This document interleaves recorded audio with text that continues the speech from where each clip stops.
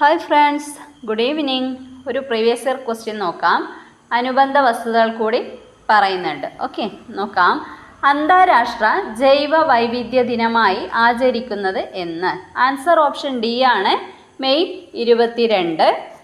April 22 ഭൗമദിനമാണ്. September 16 ozone ദിനം.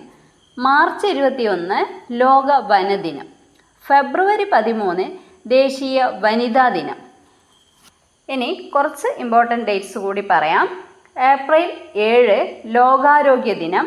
March 23 ലോക കാലാവസ്ഥ ദിനം.